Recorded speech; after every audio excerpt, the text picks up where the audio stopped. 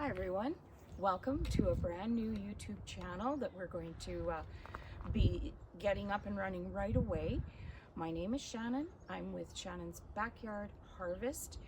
We live in Sherwood Park, Alberta, so the western prairies of Canada. As you can see around, we still got snow. It's April 2nd. We're waiting and waiting and waiting for spring to come. I will be taking you on a journey through starting seeds, how to bring them outside here, and maybe if we're lucky 4 or 5 weeks.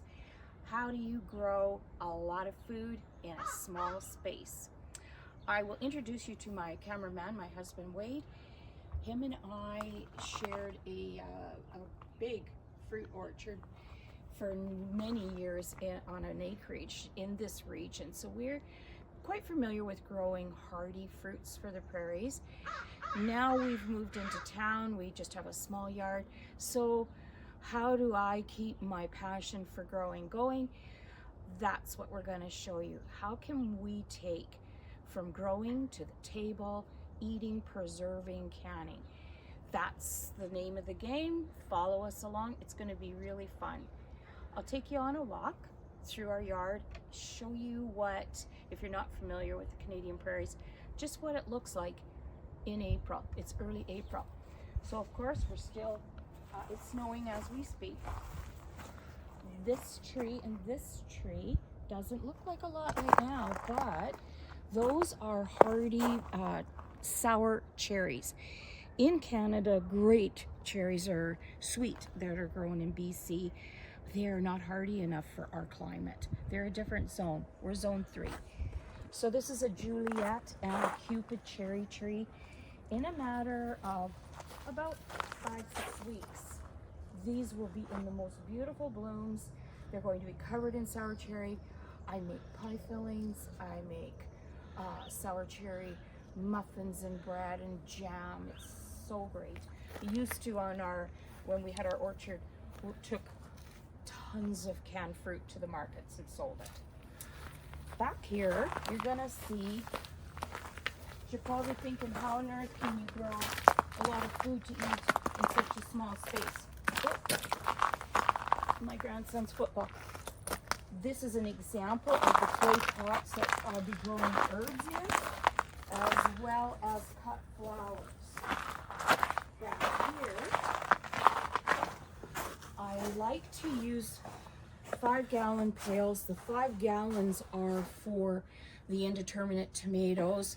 We just attached something, made our own trellises for everything to crawl up. You don't have to be fancy. It's about using every square inch of your actual soil space that you've got in your yard.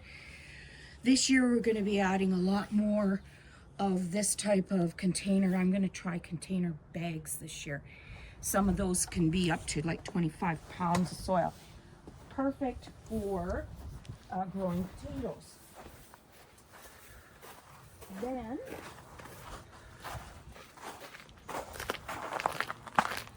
along here, you'll see this is going to get cleaned out, and I'm going to really put this to work. Filling areas in it, I can use it. You'll notice the cat fence.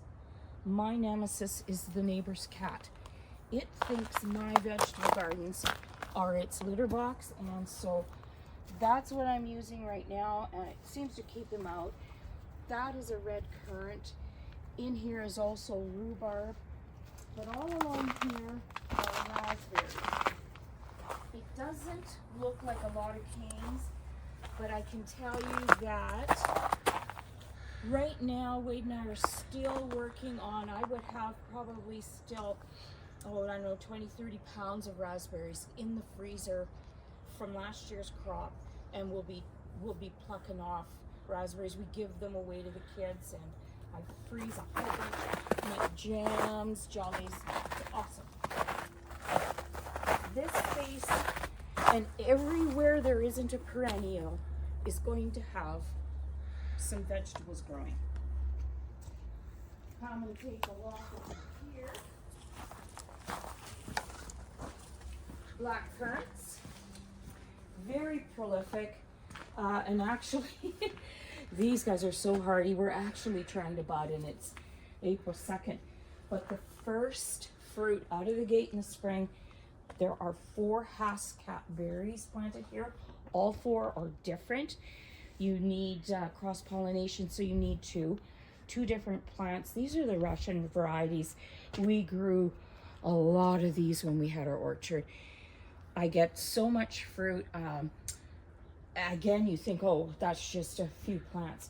That's enough fruit to make wine and all kinds of frozen berries that go into our baking and such. Right now, if you just look through the breezeway, I'll have some pots out there. There's still banks of snow. So we're just waiting. When will spring come? Every hanging basket, every container will have something you can eat. And that's just Christmas greens. This is going to be the before.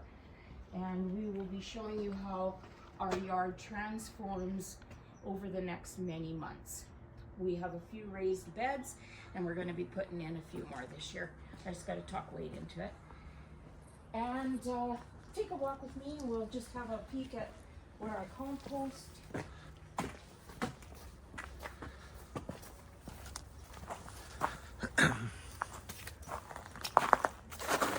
Along here, this is a great, it's a hardy Valiant, which is just fine for this area. It does really good.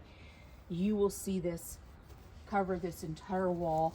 I keep pruning it back because it just gets so big, and I will still get a lot of grapes out of the bottom. I still have one more frozen, I'm gonna say 4 cups of solid good grape juice to make some more jelly with, and those are all down on the bottom. I don't want it to get too high, but it's prolific.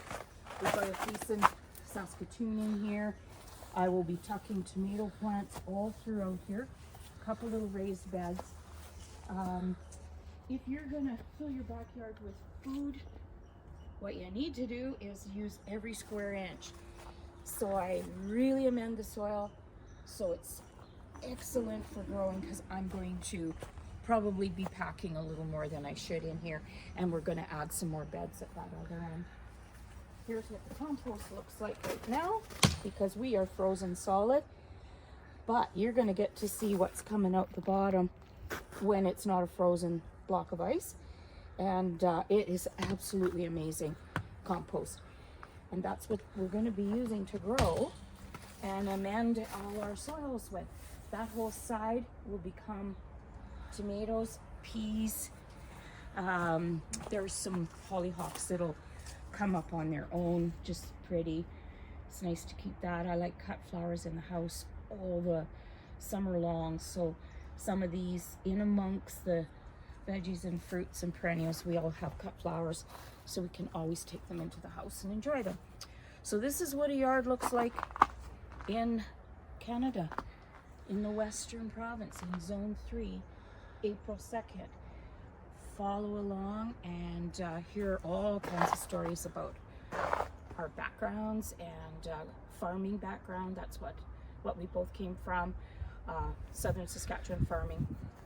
This here football is what my husband does. He throws it at his nemesis, which is a squirrel that takes all of our bird seed all the time. So he stands on the deck and chucks this, and as the summer goes, you'll probably see live action of that, and I chase the neighbor's cats out of the yard. So enjoy our station. I hope that you can follow and subscribe and come along and see just how this is going to all unfold. The next segment is going to be in the basement, and I use the kids' bedroom. I made it into a grow-up. I took the furnace room and made it into a grow-up, and the laundry room, and that's how we're going to start. You'll see the growth of all of these wonderful plants.